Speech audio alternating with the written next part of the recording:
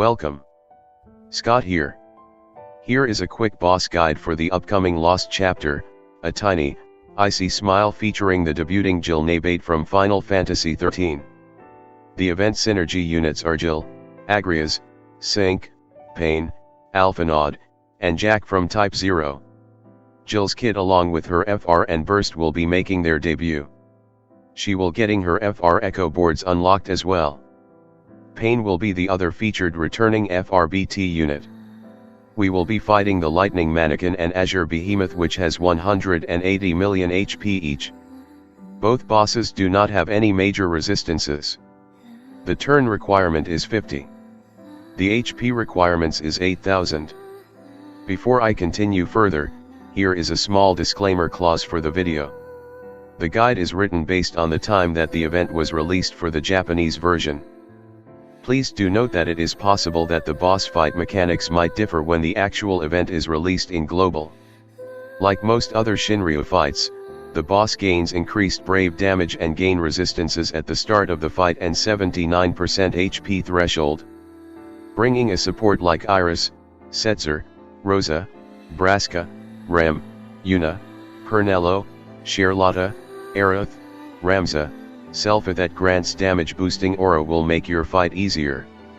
As the boss gains substantial boost to their defenses with the auras, it is important to inflict debuffs that lower their defenses.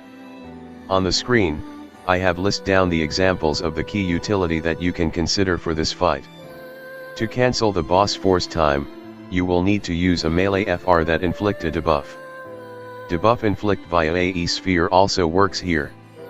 Examples of units that could meet the conditions are Jihl, Paine, Reno, Sephiroth, Rex, Karasame, Auron and Zack.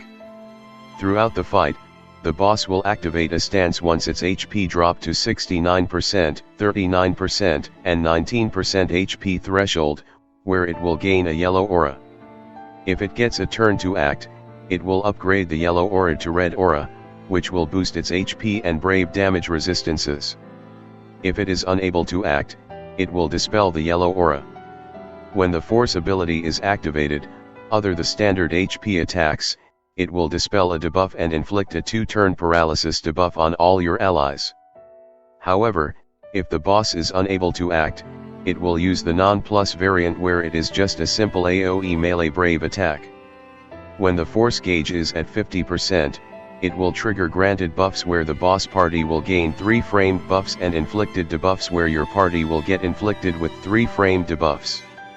To prevent the nastier mechanics, you can just disable the boss turns with paralysis, confusion, or special do not act debuffs like Jill's Daze or Paine's Mute Wing. Examples of other disablers are Cloud, Shantato, Kryl, Desh, Agrias, Ash, Aldnark, or Fuso Yat. Do note that Paine's Mute Wing and any HP silence mechanics will only prevent boss from dealing HP attacks but doesn't disable the boss to act if their attack is a non-HP attack. To block the debuffs from the force time threshold triggers, you can make use of debuff negation call like Reno LD, Ragen LD, or Weiss BT Aura, or prevent the debuffs with a debuff evasion unit like Aerith. Otherwise, you can remove the debuffs and buffs gained with Paine's LD. The fight does not have any troublesome mechanics. In fact, if you ever roll this event fight for your future crystal quests, you should have an icy smile and happy that you got it. This event is one of the easier fights that you will come across. The fight can be cheesed with the infamous Ult Quina or Idaroth combo as long as you have means to disable the boss turns or prevent the debuffs. As we are no longer have Lufania Plus fights, the boss guide will be focused primarily on Shinryu fights. In Shinryu, you need to understand the effects gained by the boss as the force gauge build up, its force ability and its force time effect. As your party has low force levels, it is highly certain that the boss force gauge will build up faster than yours. To have a better understanding on the basics of the force gauge mechanics and Shinryu fights, I have done a video explaining the mechanics. I have included the link to the video under the comments and video description for your quick reference. Throughout the fight, the boss will also gain 4% charge rate up when your party members act. When the boss force gauge equals or above 30%, the boss will gain aura that raises the boss party members' attack, defense, and brave damage by 50%. The boss force gauge has another threshold at the 50% mark. When the boss gauge reaches 50%, the boss will trigger two thresholds trigger, granted buffs and inflicted debuffs. Granted buffs will result the boss party gaining 3 framed buffs, attack plus 100%, defense plus 100% and speed plus 30% for 5 turns. This is followed by inflicted debuffs where the boss will inflict 3 framed debuffs, attack minus 80%, speed minus 80%, and defense minus 80% for 5 turns. To handle the threshold triggers, you can prevent the buff gains with Aretha Seal Evil, Ash BT or Vincent BT Aura. To handle the debuff trigger, you can use debuff negation utility like Ragin LDCA, Reno LDCA, or Weiss BT Aura. Likewise, you can block the debuffs with debuff evasion units like Aerith, Alphinaud, or Lena.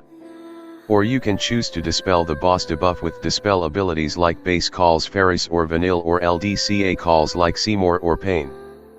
Paine LD ability allows you handle both mechanics. The boss force gauge will build up faster as its HP is lowered. You can refer to the table on the screen for the percentages. At the 100% threshold, the Azure Behemoth will use its force ability, Cutting Edge, and activates its force time for 10 turns. The variant of the force ability will depend on the boss' current status. If the boss is not inflicted with a turn disable debuff, it will use the plus variant, Cutting Edge Plus, a guaranteed hit AoE Brave plus HP attack. The attack will also dispel a buff, which should be the left-hand most buff, along with inflicting 2 turn framed paralysis debuff on all allies. After using the force ability, the Behemoth will gain Brave that equates to 100% of its own initial Brave. If the boss is inflicted with a turn disable debuff, it will use the non-plus variant, Cutting Edge, which is a guaranteed hit AoE melee Brave attack. After using the force ability, the Behemoth will gain Brave that equates to 100% of its initial Brave. Upon using the force ability, the boss will enter into its force time where the gauge will start to emit a red hue with a counter of 10 on its gauge. When the force time is activated, the bosses will gain an enhancement that will applies an aura that raises its speed up or turn rate up by 50%. To deal the boss force weakness, you need to use a melee force ability while inflicting a debuff on the boss. Spheres that inflict debuff will also work, if you use a melee FR unit with AE sphere slot equipping AE debuff sphere like Fran, Laguna, or Titus. Generally, there are a lot of options to handle this. Now, let us go through the fight key mechanics. When the Behemoth's HP got depleted to 69%, 39%, and 19% HP threshold, the prompt, Quivering with Rage, will appear. The Behemoth will gain a yellow aura and you will see the following prompt, Stop Azure Behemoth from acting and growing stronger. If the boss can act, the yellow aura will be replaced with red aura. The red aura will grant the following effects where it will raise the boss initial Brave, boost its HP and Brave damage resist all by 80%. The red aura will last for 10 boss turns. If you burst past the boss HP thresholds, it is possible to have a mix of both auras. Likewise, if the boss is unable to act, the yellow aura will get dispelled when the boss takes its turn. For turn disable utility, you can consider the following units: Cloud, Jihl, Shantato, Kryl, Desh, Agrias, Ash, Aldnark, or Fuso Yat. For LDCA, you can make use of Shantato LDCA. Kryl, Mog or Waka could work as a LDCA, but you need to let the boss to take a turn. For Mog or Waka, you need to have some luck that the debuff procs. Mog and Jihl FR Echo has a guaranteed turn disable debuff trigger.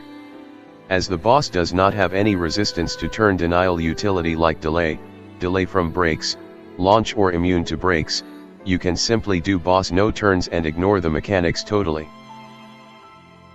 At the start of the fight, the Azure Behemoth will go into its standing stance. Both bosses have a very simple moveset. Throughout the fight, the Behemoth will rotate between Reaper and a generic melee Brave attack. Reaper is an AoE melee brave attack. If the Behemoth has enough brave, it will do a slice HP attack. The Lightning Manikin will always use Flourish of Steel whenever it gets a turn. Flourish of Steel is a single target melee brave plus HP attack. It will give Lightning Manikin turn rate boost if it breaks your ally. The ability will also allow the Manikin to gain the Commando and Brave Regen buff for 3 turns. Generally, that is all for the fight. With the boss mechanics explained, let us proceed to the unit FR Burst Kit review. Before I end the guide, let us cover a bit on the debuting featured FR unit, Jihl Nabaat. Jihl is a white crystal and sword unit. She is a turn disabler and has a 3/5 force gauge charger. She can heal party based on HP damage dealt as well. She has an overhead buff mechanic. Coincidentally, it is called the same boss that we will be fighting for the event, Azure Behemoth.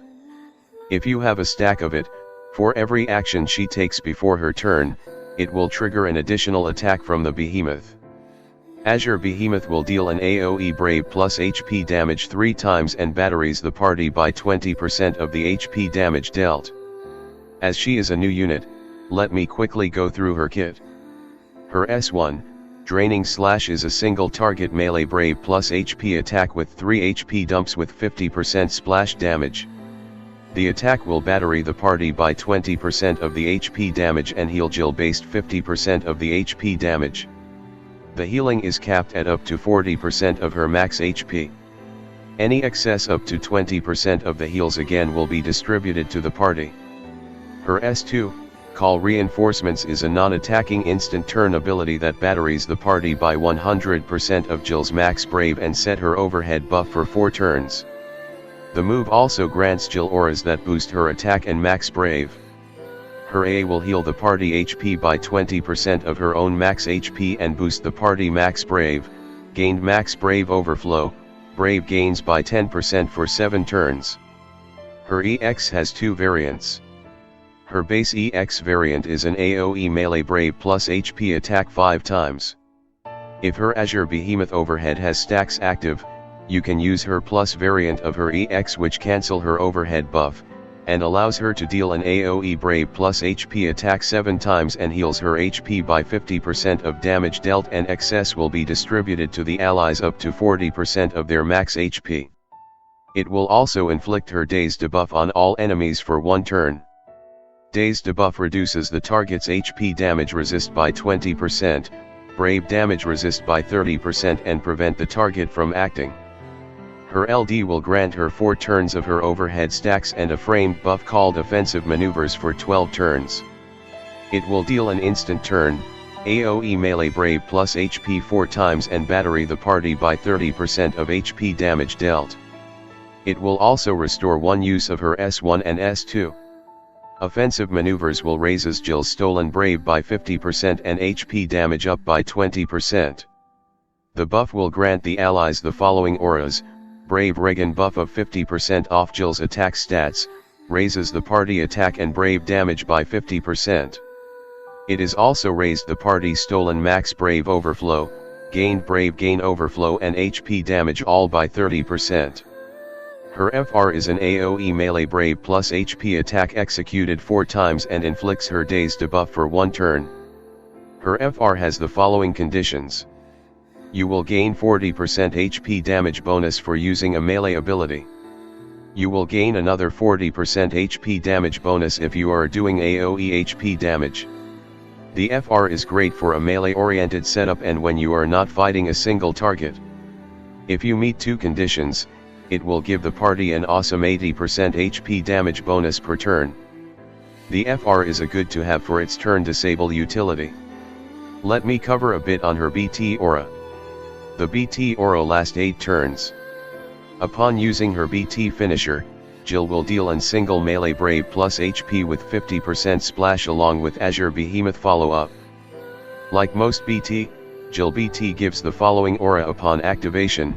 It will raise both brave damage and max brave cap by 30%, HP damage by 20%, and brave damage cap by 50%.